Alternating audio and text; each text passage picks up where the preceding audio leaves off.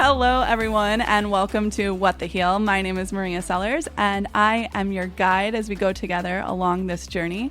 Today, I have the wonderful opportunity of being joined by Sakina Manji, who will be sharing more with us about breathwork. And I am so excited to have you on today, girl. I'm excited to be here. Thank you so much for having me. Yes, breathwork is so powerful. The somatic work you do is just so powerful, and I can't wait for the listeners to get a chance to hear more about the gifts that you are out there offering to the community. I appreciate it. Yeah, I can absolutely gab about this forever. So definitely excited to explore this conversation and see where it goes. Yeah, me too. So for those of you who don't know, Sakina is an integrative somatic trauma therapist and breathwork practitioner, fit for service alumni, and founder of Enter the Inner Temple. She is deeply passionate about the mind-body connection and regulating the nervous system. Utilizing a variety of somatic and embodiment modalities, Sakina guides people to a space of clarity and connection within themselves so that they may experience the full spectrum of this human experience from a space of truth instead of wounds.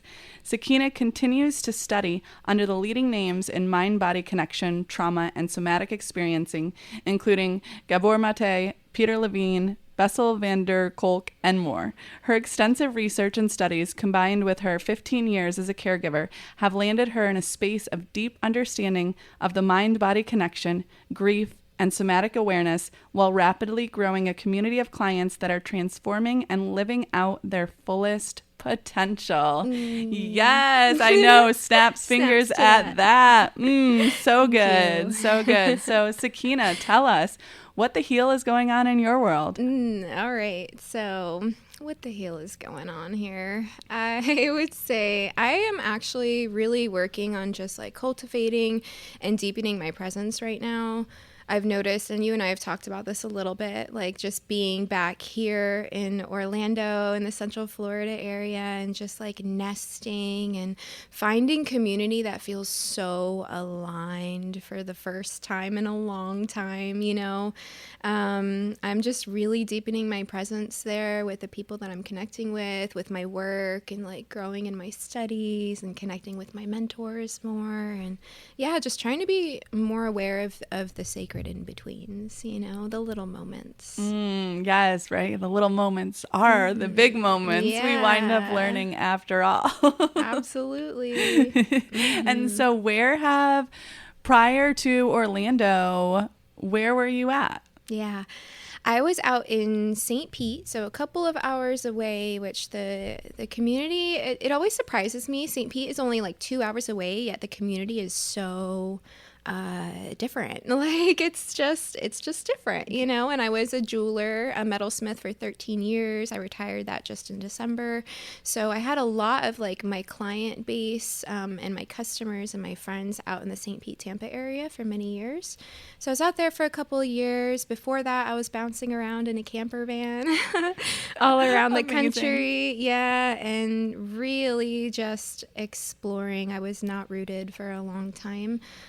I was definitely out there in nature, learning my body, healing from my own health collapsing, and just kind of finding my way back home to myself. So coming back here to Central Florida is literally bringing it full circle, coming back home to me, coming back home in general, like to my family, to where my family, like my mother's buried here.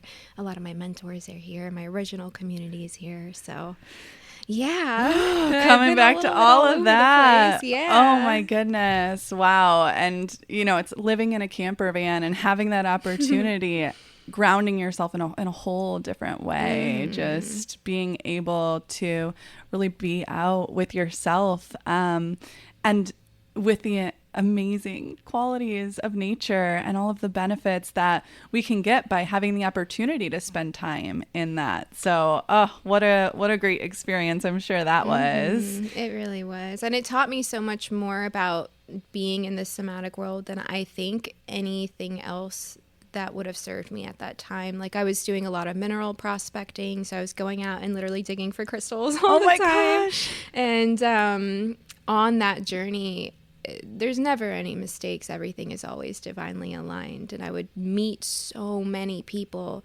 that were just out there like healing themselves and finding their way just back home and like learning their breath. So a lot of those years out on the road, like I got to cultivate and really hone in on the practices that really, really worked for me while finalizing studies, and like being able to really massage that into the people that I interacted with and just see how it landed for people. And that was kind of like that time on the road in the camper van, bawling my eyes out with nature and like connecting with people that I just wouldn't connect with, you know, if I was in this stationary like day-to-day life. It just taught me so much about how the breath is the one thing that like we are all connected by the breath. All of us. It's the one thing that they check for when we arrive here in this realm. It's the last thing that they, you know, check when we're on our way out. You know, we will take our final breath one day, and we take our first breath when we come here. We have these finite amounts of breaths in between, and like somewhere on that ride, that really hit me. It just like really, I just got little truth bumps. Me too. Yeah. Like it just really landed for me. And I think going through the caregiver experience as well, like watching my mother go through the process that she went through, being the most graceful and the most precious being, I am super, super, super blessed to call my mother. Watching her transition very slowly and painfully over 15 years had transformed like my biology, my chemistry in many ways that I really wasn't aware of. And yeah, I think that going through all of this and having that caregiver background has really like it's shaped me into something I never thought I would be, but I'm really happy to be here. Stepping into that, you know? yeah. And it just feels like I'm like really anchoring it in, you know. Last couple of years I've been just like really anchoring things in and getting deeply rooted, and yeah, like it feels like now is the time where my trunk feels good and my leaves are tickling the air and I can share some of the fruits from all the work. So. Yes. And I love that analogy there. And especially since being so closely connected to nature with the time you spent in the camper van, it's a good way to put that. You mentioned earlier that you had a health experience. And so did your health experience come before or after the passing of your mother? Mm-hmm.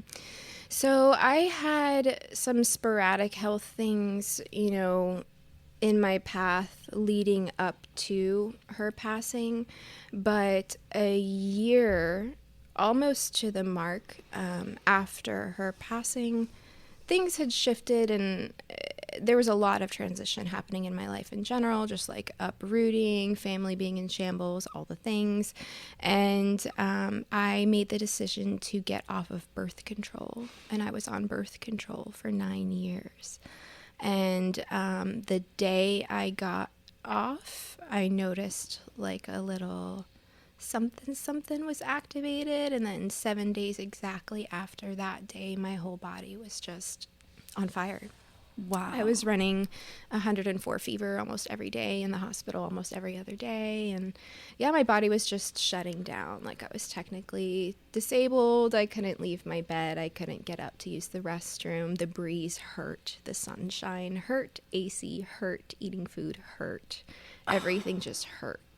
And I had no idea what was going on. My body, it felt like I was not in my body. And I remember saying that over and over and over again and thinking that I was like going insane, thinking like, wow, I don't even feel like I'm in my body right now. Like this is what it feels like to feel so detached. Yeah. And it was like this big reflection of like the suffering that my mother had gone through too, you know, and I feel like it, grander scheme of things, hawk's eye view, it gave me the most deep perspective of like how to really hold somebody. I thought I could like hold somebody with going through what I did with my mother, you know, which is beyond bounds and way obviously beyond the capacity of what I had struggled with. But to meet yourself in those spaces and be graceful to yourself when you're literally like, you cannot leave the bed. And I had to rely on everybody for everything. And I didn't really have anybody. Like, I had just moved to St. Pete. It was this whole thing, this whole spiel. But the one thing that I could do, flat on my back, not able to move, was breathe. And I remembered, like, all the times that I had regulated myself. And for some reason, before I even knew what I was doing, I knew that kind of like big, huffy, puffy, activating breath is what got me to a place of clarity. So I would do it to my best capacity, and sometimes just breathing hurt.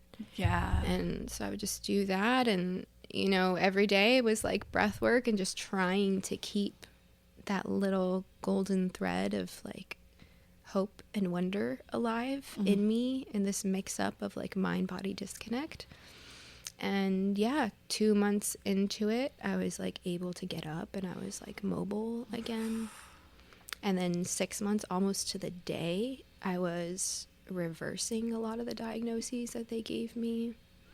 A year into it, my acupuncturist was like, "You're doing it." and I really started to feel it. Yeah. And then 2 years was the mark of where everybody was like, "What did you do?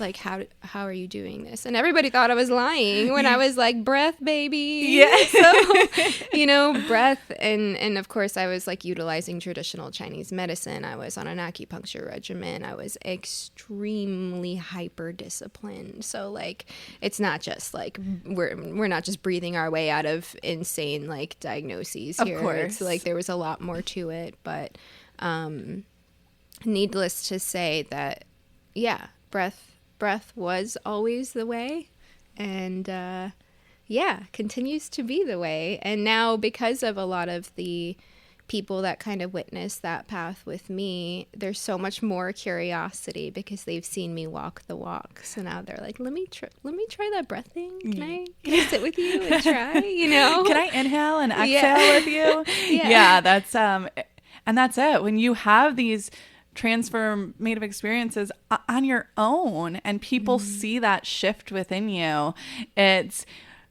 they naturally start to get drawn to that. You know, you're like that lighthouse and drawing them in, drawing the ships in and showing them, you know, that there is light, that there is a way. So it's always beautiful when we can have that transformation within ourselves, but the gift when we get to share that with others, when they see that and then they want it, because you know, we can't want anything for anybody, we can't want them into better things, but when they see that for you and then they go like, hey, I want this, and that door gets opened, it's just it's expansive. In so many ways. Yeah. And it's a big blessing too. Like, a lot of the women in particular that I work with are those question mark diagnoses. You know, I went to 32 different doctors trying to find out an answer. 32 different doctors. Yeah.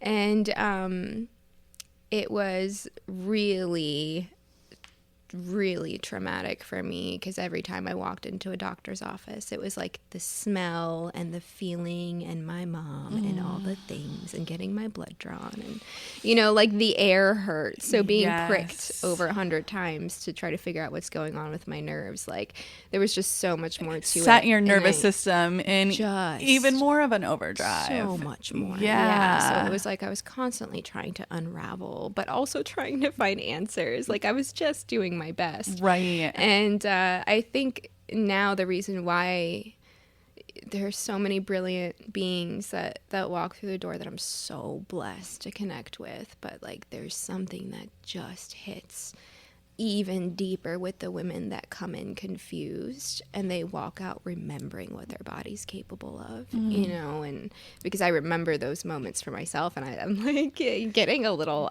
welled up, but it really is, those are the moments that really ignite that like deep fire within, because I know what it's like to just not feel there in your body, you know, and just not be able to really, trauma steals your presence, you know, like just not able to really take in all of these beautiful, brilliant riches that is life. Yeah. Being so deep within that. It's you see the people who struggle with going to the doctor and test after test after test, but still no answers. And the frustration that brings up, and then the mental game that it brings up, because then you're like, is this in my head? Like, what is happening here? Questioning yourself. Yes, and that can be the hardest part in dealing with those things, is like dealing with your inner voice, because it starts to go like, is this really happening? What is going on here? So being able to come back to that and to work with the breath and recognize, like, wait, no, I know something is off here. They're not going to tell me. And clearly they're not going to tell me what is going on either. So what can I do? And that's where you really, you come in and help show people what they can do and how they can work through those things. Yeah. Your body knows. Our body knows. Like, we carry this brilliant innate wisdom within us. Like, it's stunning what these flesh vessels can do. What our meat suits can do. It's just so wild. And I think the more that people get curious, the more that, like, just the riches of life open up to them. And there's so much to be said about what you said about, like, questioning that inner voice, because that is where things get really slippery and dangerous. And those are also the moments that used to light me up, because I had doctors telling me just the most obscene things. Like, I'm no healthcare professional, but I learned some things taking care of somebody for 15 years in the cancer space, and then being in the grief and death space, being in the trauma space. Like, I've learned some things, so having, being misdiagnosed with misdiagnosed with cancer, misdiagnosed with all kinds of things, that I had to literally walk into offices and say, like, actually, this is what's happening. Like, let's navigate this. Let's do these blood panels. Like, I had to be an advocate for myself on top of suffering through all of the symptoms and the dis-ease and all of that. So I think that once, I was super confused when I'd walk into those doctors' offices, but when I was sitting alone or, like, laid up in my bed, just breathing, just being super mindful of that inhale and the exhale, things would come to me where it literally, my body would light up and it would be like, that's the grief from this, and then that's this. And I would just be in awe. Like, I would be in awe just thanking my body. Like, oh my goodness, is that really it? Yeah. And then I'd explore that. And then suddenly, like, I feel better. I'd wake up and there was no pain there anymore. And then it was like, ooh, the world's my oyster. Like, this is my breath. That's all it took. Let's do this, baby. Like, let's get there. And it's been a beautiful ride, like, uphill since. Yeah. And I do get to see that. I get to see people soar. Soar after they learn and listen. Yeah. They just deepen their presence with themselves. Like, we are so mentally obese. We're constantly filling up our space. Like, we don't just sit down. Even if we have 2 minutes, what do? We grab our phone. We're, like, looking off. We're trying to distract ourselves. We're on these apps that are meant to distract us. Like, there's so much mental obesity in general. Like, we're just so overstimulated that just quieting down and listening to yourself is a novelty these days. Like, we really need to work on that, because there's a lot. There's a lot that we learn when we do quiet down and listen. And I would say that that's one of the most common things that I hear after sessions is like, that's all I had to do. Yeah. Like, that was wild. That was crazy. My breath can do that. But, like, really, that's all I had to do. Yeah, that's it. It's just this tool that I always have available to me at any place, at any time. And I don't have to pay anything for it. Like, it's always there. And that's all it takes. Yeah. Like, I still laugh at it sometimes. Like, sometimes even when I'm having, like, a really tough time in my own sessions, I'll pop up and I'm like, ha! This little master key that we have with us all the time. And here I am overcomplicating it, and all I had to do was elongate my exhale. You funny baby. Yeah, right, exactly. Like, that's it right there. Yeah, there's It's a beautiful thing to know. It really is. And we're never taught that, right? Right. Like, when were we ever taught how to utilize the one thing that we do all the time to our body's best benefit and optimum performance? Like, I work with so many athletes. I work with CEOs. I also work with children. Like, I work with every walk of life at this point. And I was really having this like reflection the other day where, you know, there's like oxygen advantage breath work that I do with my athletes, and there's bubble breathing with my kids. Yet the way that they, what I read from their nervous systems and the way that we can co-regulate and the way that we drop in with each other, it's all in the same, and it's all utilizing this same tool. So it's really beautiful, and seeing like there is no bounds, it's infinite potential with the possibilities that, you know, you can explore when you go within. Yeah, and what it can open up and what it can transform. I mean, because the breath has that ability when we consciously work with it, and don't just allow it to be this action that's natural, just happening there in the background. Like when we really consciously work with and connect with the breath, how deep it allows us to go and what it allows us to uncover. And then we have the ability to breathe into those things, which are many of the things we've been trying to distract ourselves from, you know, and we like have the opportunity to breathe into that and to give that life, all of that emotion that we've been trying to pretend doesn't exist, and then feel it in those ways. And like, then we get the ability to really work through and heal and make fucking changes in our lives. And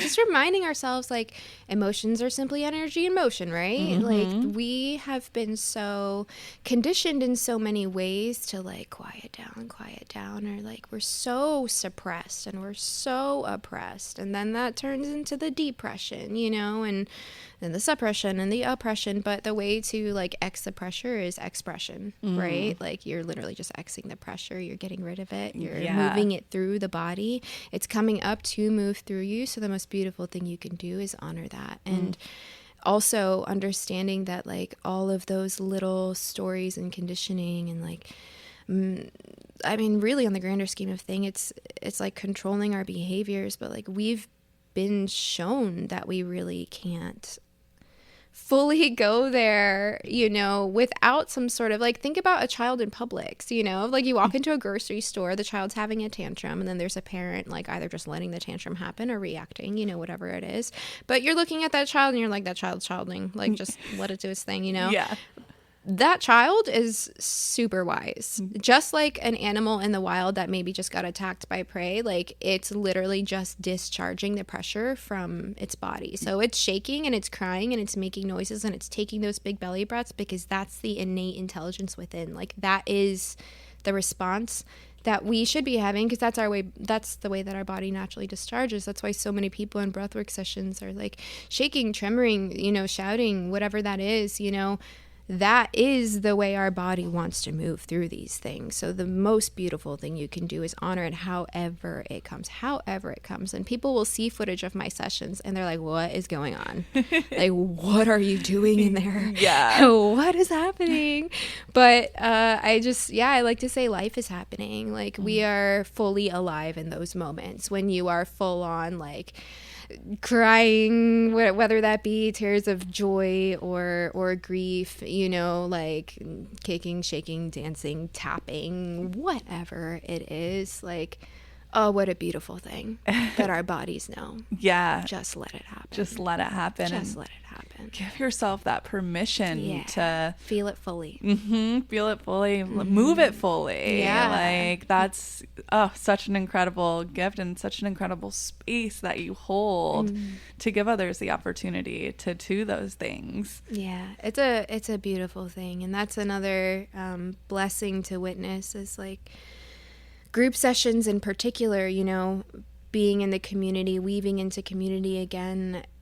Yes, I do hold the space, sure.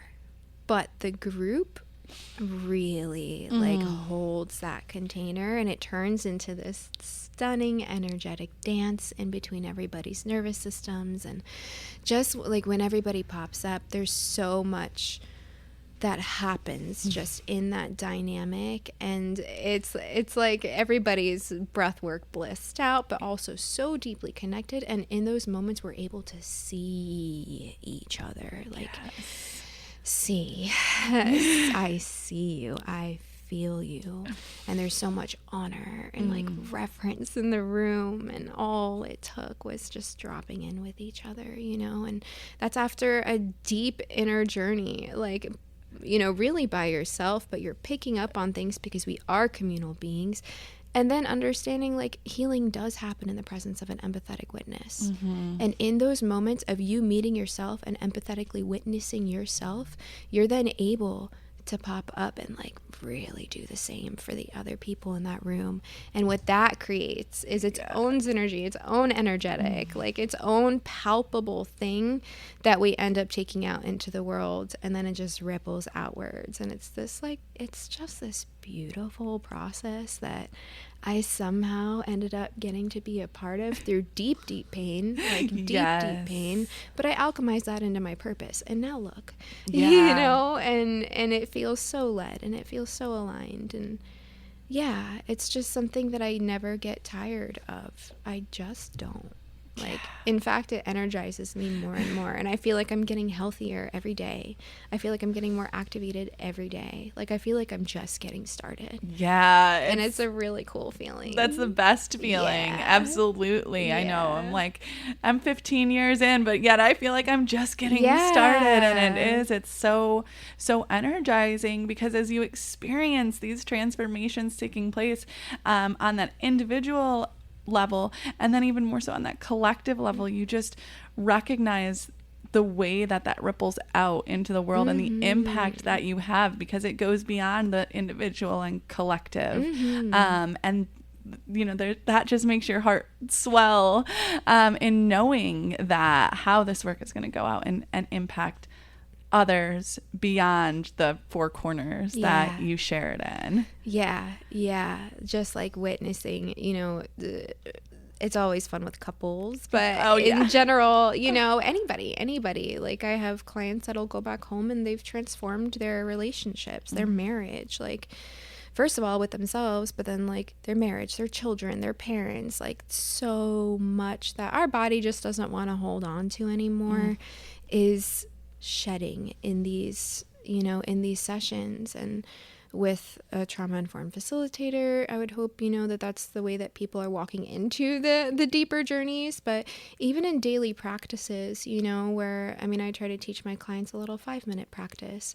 Just from those 5 minutes, there's like big change, you know, like you're able to walk into a space and not feel anxious. How does that transform your ability to speak your authentic truth, to connect with somebody fully and really make the connection that you know you want to make? You just, you know, you gotta get like, past those, you have to get past the jitters and the anxiety. Well, your breath is always here to help you do that. You know, like your breath is always here to help you drop in before you have that really tough talk with your beloved, or before you scold your child.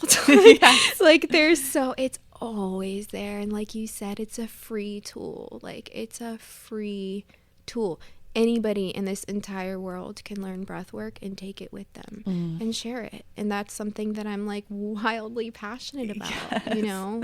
And although it's a free tool, it is so incredible when you have a person there to guide you through, because when you first start working with breathwork and going deep, there's a lot of resistance that comes up. So having that person to guide you through and hold you there through that space and just encourage and remind you to keep breathing into it is so beneficial to anyone who's listening. So I highly recommend, like, please, if you wanted to go in for like an in-depth journey and really go there, like you are unraveling Pandora's box. There's no cookie cutter. Like there's no sugarcoating that ever. Like don't, like, be very mindful about that. And it's beautiful because the world is expanding into a space where there are a lot more people that are like dropping into the trauma-informed space. I've been in this realm for like 7 years, and just seeing the change in the last 2 years has been wild. Like, it's lit out there. It's really, it's insane. The shifts. Yeah. But you know what? I feel like that's another thing that's bringing it full circle. Mm-hmm. Like,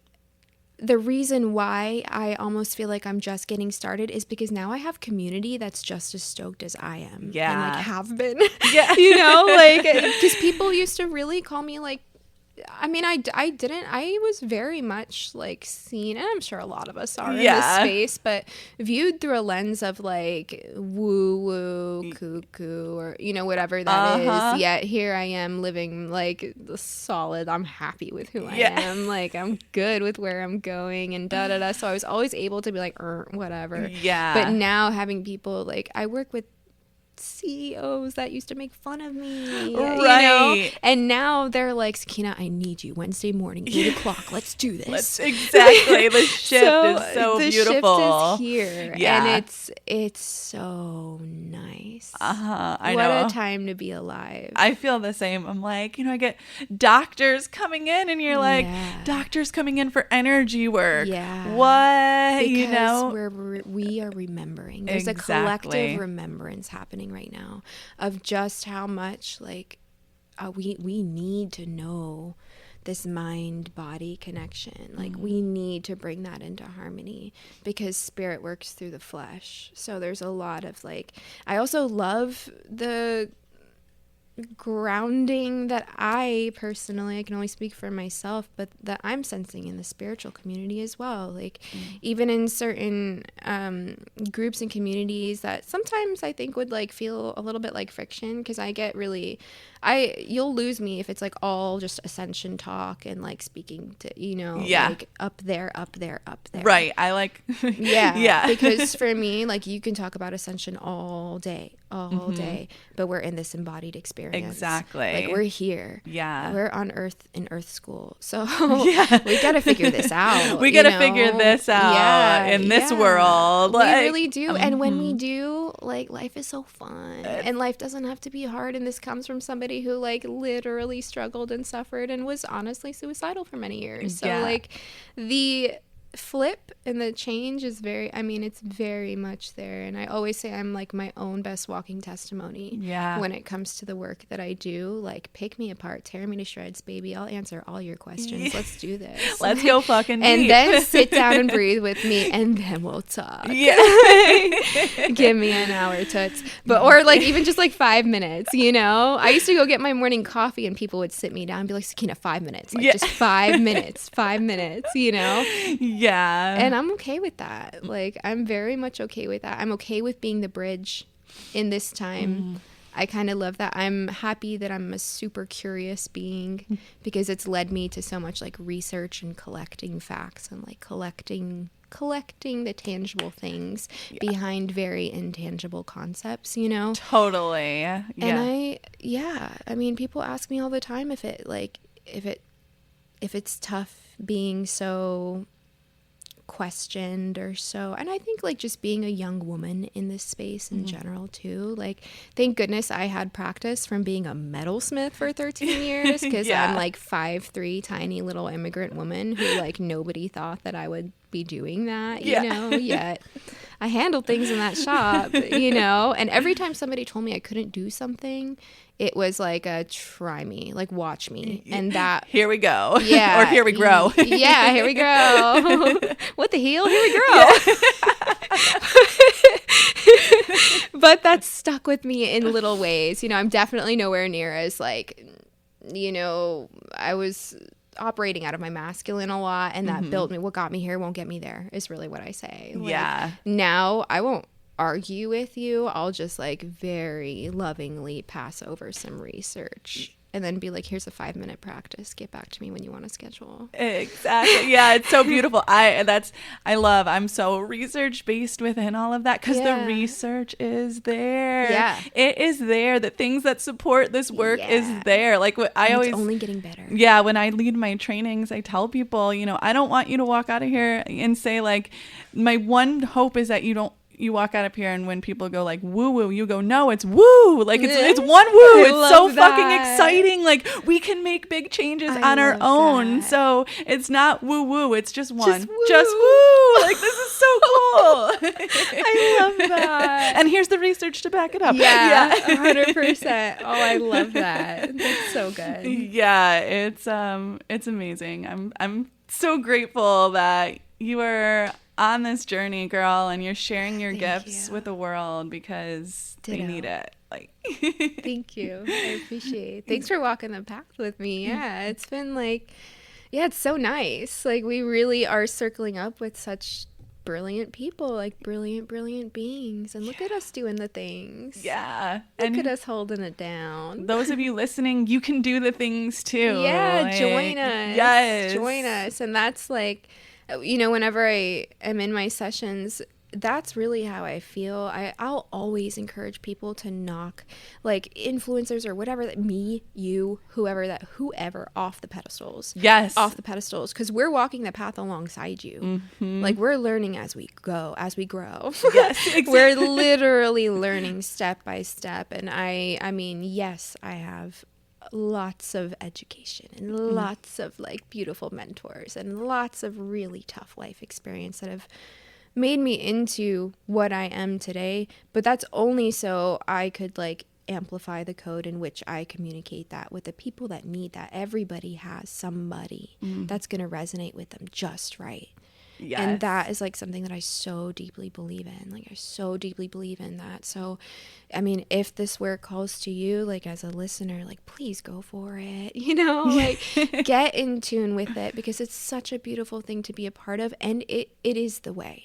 We are shifting into like big truth bombs. We are shifting into a space of like doctors are coming to us and we're leaning on them for the things that we need. Like that harmony is happening. Yeah. The mind body like shift is definitely happening. So it's a beautiful time to get curious for sure. It's a beautiful time to get to know you. Yes. You, the one person you have to live with for your whole entire life. Yeah. And like you are at the end of the day, like your ultimate lover. You are your ultimate best friend. You are like, I mean, it's all yours if you want it. So you are the answer you've been looking for. Literally, you are. Yeah. Yeah. If you want to like find the person that's going to change your life, look in the mirror. Yes. I always say that because it's so true. It's so true. And yes, we get to guide along and be a part of, people's journeys. But ultimately, it's the work that you do that changes and transforms. So, so good. And if you're feeling this conversation, if you're resonating with Sakina, I highly recommend reaching out, getting in touch with her. She is just a gem to the community. So find your way to her. For the users or listeners, where can they find you and connect with you? Yeah, I would say if you are on Instagram, then my Instagram is Sakina, my name, .seva, S-E-V-A. And then my website is entertheinnertemple.com. Instagram is probably where I'm most active. But yeah, that's where you can find me. And then, of course, I'm always putting on community events. So I have a monthly women's session that I do at the beautiful One Raw Yoga in Sanford.